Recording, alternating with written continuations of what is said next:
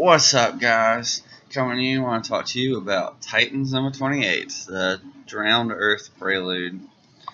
So, I don't really care much about this Drowned Earth thing, but, I'm reading through the Titans, and, I feel like it's gotten a lot better. The Titans has, there's one problem I have with this book, and I guess I'll start with that. The big problem with this is Wonder Girl. She talks about as if she doesn't know these other heroes. This whole issue is her basically telling Garth that she's kind of lonely now that Dick is gone because she doesn't know all these new heroes. Here's what one thing she says. Garth says, "You have a good team, Donna." She's like, "Oh, they're okay. The new Titans were supposed to be a lifeline for me, a way forward, a chance for a do-over." And it's just like, these are your good friends. Some of them are. But I'm just like, you've known Beast Boy and you've known Raven forever, and Steel is kind of new, so that's sure. But Miss Martian isn't that old. I mean, she came in the 90s, so you've known her for a long time. 90s, 2000s, somewhere in there. It was with the Young Justice. Now, sure, she's much younger than you are, but still, So I was like, having her feel like these people are not the same just because they're not the original Teen Titans is ridiculous. Just doesn't make any sense at all. So I was like, come on now. Like, sure, Garth is from the previous era of the new Teen Titans, but Donna and Raven are really close. They're very close. Like, Donna was sad when Raven didn't get to go to her wedding, and Beast Boy has been friends with Donna for a long time too. I mean, half of your team has been your friend since the 80s. Like, what do you mean they're not the same? Like, at least in comic book years, that's a number of years. That's like a decade or so. There might have been a couple of years between the Teen Titans and the new Teen Titans, but I mean, you've known these guys for a long time. So I hated it, and they pushed the original roster. I'm like, come on, new Teen Titans, anybody? The best run of the Titans, the best. There never has been a better run of the Titans than the new Teen Titans in the 80s with Marv Wolfman and George Perez. Why do we keep ignoring them? Why do we act like they never happened? It's ridiculous. Ridiculous. It's because they want to de-age Raven and Beast Boy so that they stay relevant to the little kids because of the TV show. But the TV show exists because of the new Teen Titans in the 80s, because of how popular they are. The characters are still popular, and they know that kids will watch those characters because they're awesome. So they just keep recreating that. But Donna was one of the things that made the new Teen Titans the new Teen Titans. I don't know why I'm ranting on this, but it drives me nuts. It drives me nuts. So I hate it when Donna doesn't remember her past. And maybe it's because of the New 52, but they've kind of everything going on with this guy. But again, they haven't done anything with that,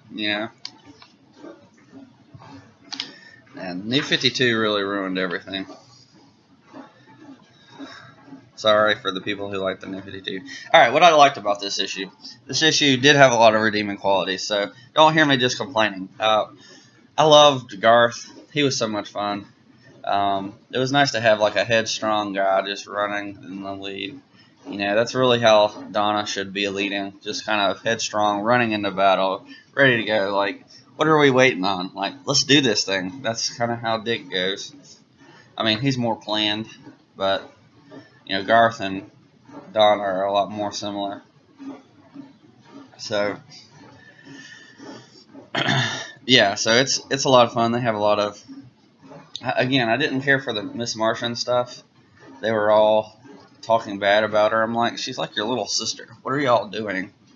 I hate what they're doing with her. She's like best friends with Tim and Connor and Bart, and like you've known her for a long time. Like she was a sweet little girl. Watch The Young Justice if you haven't. You know, it's really great. She's been around for a while. Everybody knows who she is. I hate it. Anyways.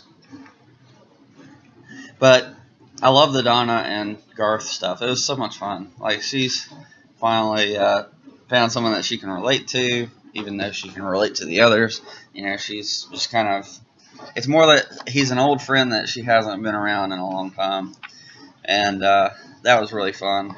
And so the whole battle was just really interesting. And then this guy shows up and it's like, whoa. They fight him, and I didn't understand why this loser was somehow more powerful than the whole Teen Titans. I mean, the whole Titans group. But somehow Garth was able to fight him with magic. Whatever. And I really don't like that Raven doesn't have her spirit self. Like, that kind of, what is the character doing in a battle if she doesn't have her spirit self, her soul,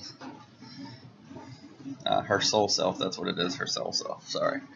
I don't know why she's even in the battle. She doesn't have her power. Like, half of her is gone. She should not be running around. She's like, yes, it's magic, powerful magic that could turn the tide. And with my soul self missing, I'm powerless to help him. Then why are you on the battlefield?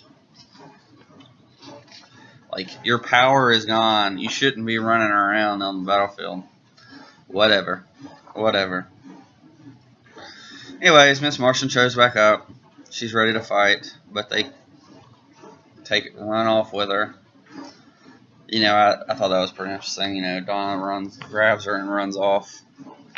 They leave Garth behind, which, you know, is kind of sad for Donna. But they end up going out into space.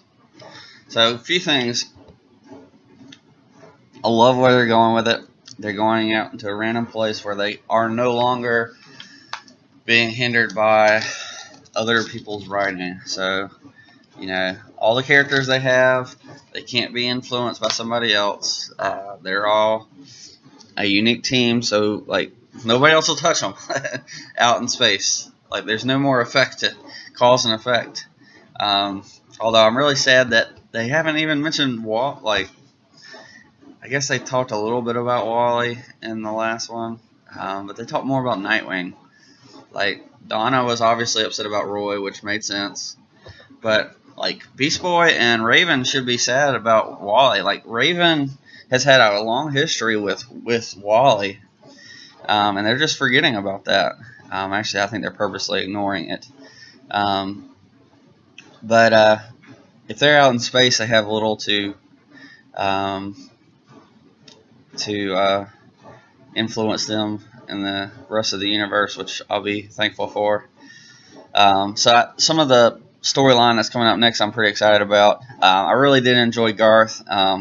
It's about time he kind of felt like himself. I think in the previous run of the Titans, he felt great. You know, I really enjoyed him. The only thing this is missing is Starfire and Cyborg. That's what they're missing. Of course, they're out. Well, it'd be really cool if Starfire and Cyborg met up with them from Justice League Odyssey. That would be really cool if they end up accidentally in the Ghost Sector with them for a couple issues. It'd be awesome. We'd have an almost reuniting of the Teen Titans. the way they should be. I mean, I don't mind Lilith, and I don't mind Garth, and I don't mind some of those characters. For me, the best Teen Titans is the new Teen Titans from the 80s. So that's Starfire, Cyborg, Raven, Beast Boy, Dick, Wally, Donna. And I don't think I'm missing somebody.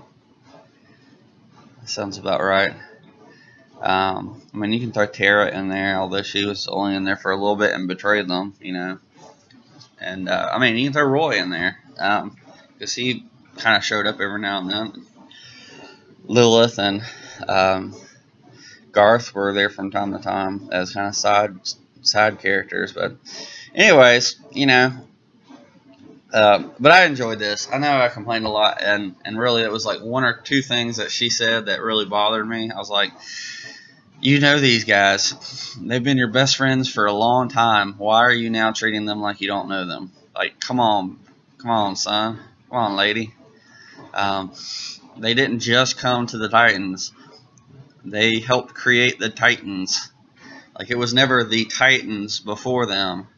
It was the Teen Titans, sure, but it was like never really the greatness it is now. So we can thank Marv Wolfman and George Perez for writing awesomely and drawing awesomely back in the 80s, creating those awesome characters or recreating them. And I just wish we would recognize the awesomeness. Now, like, I'm not sure why Marv Wolfman isn't thrown on the front. Like, you've had this guy who really shaped and influenced the DC Universe back in the 80s. And he's just writing Raven 12 issue and Cyborg, which, I'm enjoying, but like, I don't know why you wouldn't have him writing your big books still, unless he's purposely. I don't know. Anyways, those are my thoughts. Let me know what you think. I'll catch you next time. Peace.